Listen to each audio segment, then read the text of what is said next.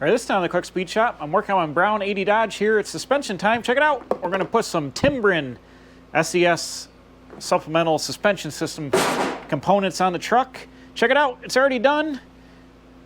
Let me show you how I made it. Hey guys, it's Josh from the Quick Speed Shop. Back working on my 80 Dodge. Last time, if you haven't seen the video, go check it out. We got the sucker running. It was actually earlier today for me, but bam, look at this. Magnum 5.9. Ted stopped by just so they got it fired up. It runs freaking mint, super, super strong. You can see the headers are turned a little bit of gold. They're stainless steel-ish, cheap stainless steel headers from eBay, but they broke in. I've run it for a few minutes on fuel. It pulls, bam, bam, bam, bam, bam, super hard.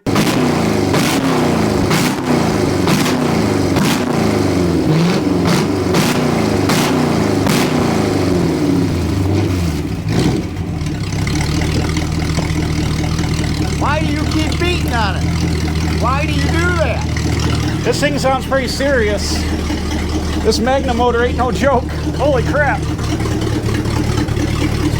Got all the front end back on. I got the plow ram and stuff on here. I got to cycle this around, get the fluid going through there since everything is dry. But that is pretty much awesome. So what I want to do today in this video is I've got these Timbren overload springs that I want to incorporate into the suspension, and they're going to incorporate in some kind of mount here. Because with the lift kit springs here, these springs are all one rate for all the trucks from 1/2 ton to 1 ton, and they got 4 release here, then they got this overload spring, but the thing would really squat a lot before it encountered the overload spring, and this truck's a 3/4 ton that I plan on pulling trailers and putting a weight in the back of it and stuff like that. So I need some additional spring rate. I could put overload springs on it with a bracket they used to attach here. I actually have the old overload parts here. If you've seen familiar with overload springs, you get brackets like this attached to the frame, and you basically get a second set of leaf springs that go and push on brackets there. Not going to do that. I'm going to use these Timbrens. So I bought this Timbren setup at the local spring store. This is a set for a Ford Super Duty, I think. What's the part number on it?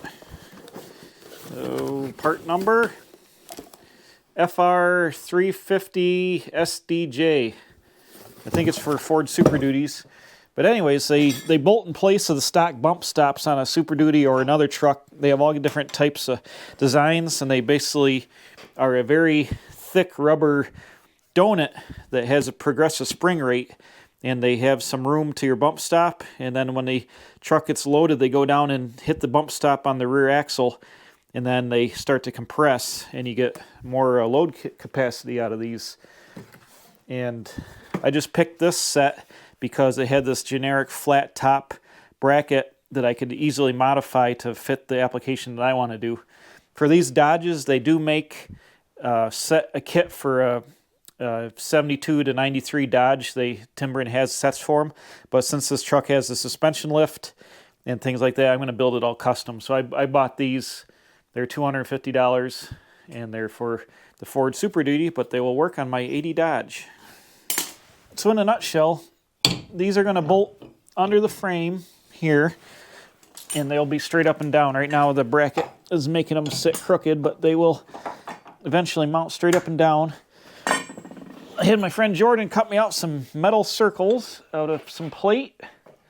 And if I could find something, I could show you what I want to do.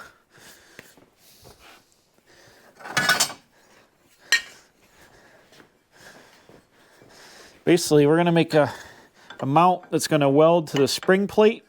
And it's going to come out here and have the circle on it here. It's going to weld to the spring plate. The U-bolts will hold it. And then I'm going to have a foot down off it here from the bracket to the rear end housing to support it. But basically, we'll make a round receiving bump stop mount off the leaf spring and rear end that will receive these Timbrens.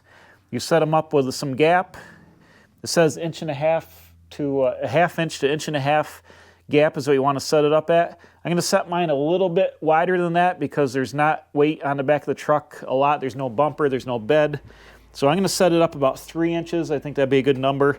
That will allow the suspension to squat quite a bit before it encounters these. And I don't mind if this truck squats some, but I eventually want it to hit these and work.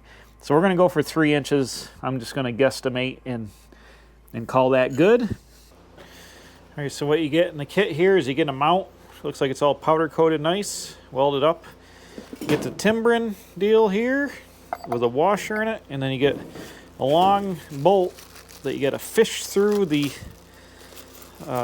bracket. There's some shims. This is for the Super Duty application. I don't need the shims for what I'm doing, but I do need the bolt, and it's a kind of a pain to get in here. I think I just kind of dropped it and hoped for the best. Nope. Oops. Or I got needle nose pliers and did it that way. I got the bolt. There's a little spacer here that goes on top. I'm not sure I'll put it that way because that's rubber. And then it bolts to the mount here. It's a metric bolt, 17 millimeter head on the bolt.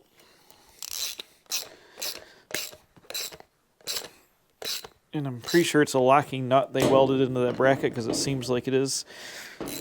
We're just going to go ahead and bolt this guy down tight. All right, there we go. We got our other Timbren mounted. That's basically it for that. All right, the first thing I got to do is I got to get this mounted vertical over the axle. Mark the center line of this axle on the frame just so I can see where it's at.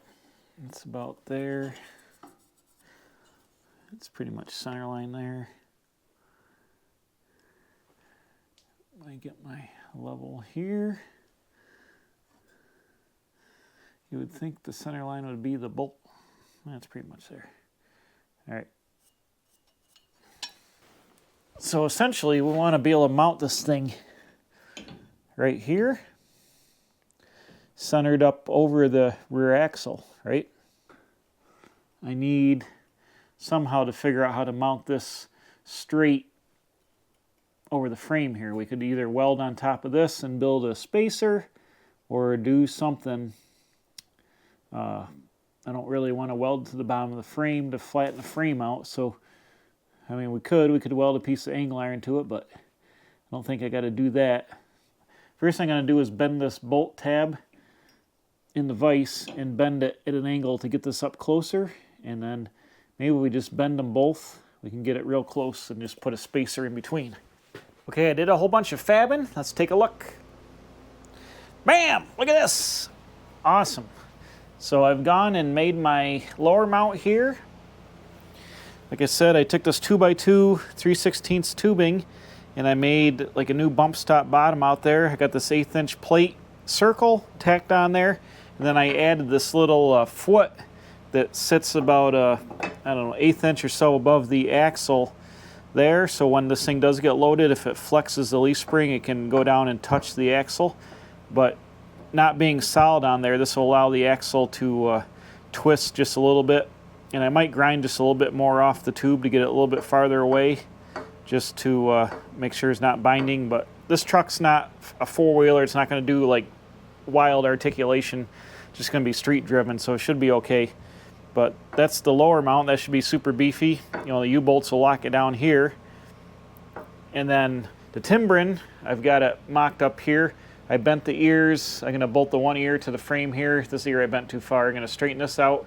I'll make a spacer out of the same tubing I used here, and I'll tack it to the top of the Timbren, and that'll go and it'll touch the bottom of the frame. That'll lock that ear in. And then I'm going to take another circle here and cut them in half, and they're going to go and lay on the outside of here, and then they're going to go up on over the frame, and I'll be able to drill these two bolts here and weld that on, and then and drill through them, and that'll make, you know, use the long vertical surface of the side of the frame directly down to the top of the mount there. And then I'll just box a little, once I get this spacer, I'll box a little bit under there so it's got multiple points to push on this arc of the frame, and it'll fill that gap in. But this you know, from the outside you'll see that half circle bolted on with two, you know, grade 8 bolts there through those two holes. We can use some of the factory action.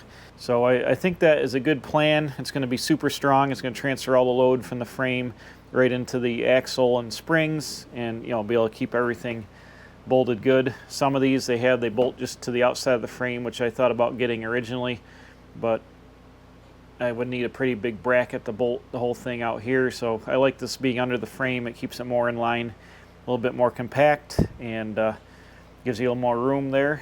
But this is really going to beef up this rear suspension, having these Timbrens on here. All right, so next night I got the lower pieces painted, and I just bolted them on the truck. Here, bam, look at that. Bolted on. I used a little bit of grease here on the spring and stuff. Bolted them on my U-bolts and my lower plates. They're all set. So now we're up here on the upper part of the Timbren, and I've just got it mocked up. Like I said, I think a second ago, I took 2 more of these circles and I cut them off, and I've tacked them to the outside of the plate. And the plate bolts through the 2 holes in the frame here. So that'll give me a side mount. I'm going to drill this plate hole here off the Timbren up through the bottom of the frame. And then I'm also going to drill this one up through and put a spacer, a piece of tubing spacer between there and the frame to hold that. But I need to fill in this gap with something all the way across here. You see this gap here? To give support in the back. It's got support up here in the front. I want support in the back, not just a spacer on this little piece of sheet metal. So what I'm going to use is a piece of round stock here that is just about the right diameter. I think it's 1/2 inch or so. And that will feed in there like that. And I'm going to weld that to the top of the plate so it'll go all the way under the frame. So that side will be tight here, pushing across the frame on that piece of tubing. It'll be bolted here, transfer all this load down through the side, through this whole side piece, and then bolted on here. I think that'll be plenty strong enough. Like on the back side, that tubing will come through here, so it'll push on the frame here. Then it'll push on the frame here. There'll be a little gap in the center, but the side bracket takes care of that on the outside. And as you can see, they line up good right over the circle there. I measured it. It turned out to be just about 2.5, 2 5/8 of an inch with the suspension. The truck is sitting on the axle. The weight is here, so when I put the box on, it might come down like another 1/2 inch. So I'll have probably 2 inches of space between the plate and there, which is well within the recommended space they said in the instructions. So that should be good. But these things when they're bolted on here, 4 bolts and then the piece under the frame, this thing should be locked right in there tight and make a good solid mount right under the frame. And here, this thing should be good. So I really like the way it's coming out. It's going to be structural, it's going to be sound, it's going to hold a lot of weight. This is the first one I've done, and I think it's going okay.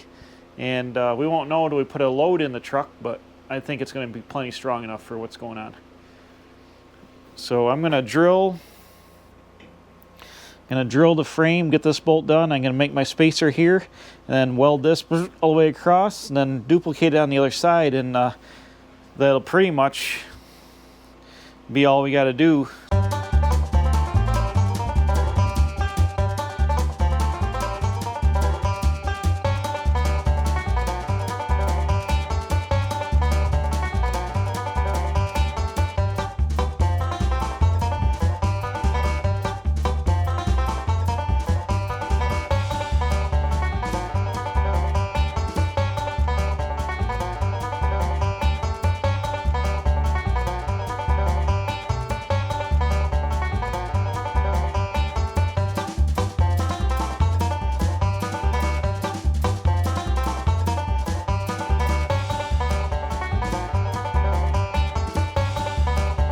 She's all welded up with the rod space in there. You can see the little spacer there hitting the frame. And then I found these, actually had these 2 metal square spacers that are the right height. So I stuck 2 of them in. I got the back bolt up through. So this is spaced out under the frame. I got my little rod in there. Then I got the front bolt into the bottom, and then the 2 side bolts in. And this sucker is just finger tight right now, but this sucker is mounted on here. That's super strong. It's not going anywhere. It's going to transfer the load over the whole kick-up part of the frame. And most of the back here is the back side. The bolts I put closer to the roll of the frame, so it's on the stronger edge of it. But that thing is severely mounted in there. It's lined up over my pad for my suspension. And I think we've nailed it with the custom Timbren install. I'll just clean this up with a wire wheel, get some paint on here. I'll paint these spacers black and put a little fluid film behind it, bolt it up on the frame, and bam, I think we're installed. All right, bam, it's the next night. All the paint is dry, and I've assembled the timbrens on the truck. Let's take a look. Bam, revealed. Awesome. So this is gonna be great. Don't mind the goofy bougie welding. I was doing it in the dark upside down on the floor, but these things are locked in there. That's gonna work out great. Like I said, it's gonna transfer all the load through the frame here. We got our little foot, we got our pad, man. Awesome. This truck is going to be hauling some weight now. Passenger sides, same thing. Giddy up, all done. So on the inside here, you can see, got all the hardware. I got 4 3/8 grade 8 bolts holding around there, so they're not going anywhere. And it should work out fantastic for load hauling. So that's it on the timbrens. Now I can get back on fabrication on the truck. Next thing I'm going to do is get the fuel tank mounted. Here, I'm going to start building the cross members and stuff for that using the Ram Charger tank and get that mounted in the truck. Then we can take the temporary fuel lines, run them in the tank, get this new sending unit in, hook up the fuel gauge, the tank is in. The next step after the tank is put the box together. I've got the step side box, an 8-foot step side box for this truck. Completely rotted and fell apart, no floors, no cross members. I think I lost the front panel, was junk too. So really all I have is the sides and the tailgate. So we're going to build all new structure across the bottom, new floor, put the sides together. I've got some replacement fenders. Going to do something different with tail lights. I think it's going to be cool. And then it'll be like a roll bar and like KC highlighter lights up top and a yellow strobe light and a bunch of other things. So that's going to be awesome. Next couple of videos we'll be putting that together. And yeah, that's about it. Thanks for watching. We'll see you again next time. Like I said, putting the fuel tank in this guy back here, and one more step closer to getting this brown 1980 Dodge on the road. See you next time here at the Quick Speed Shop.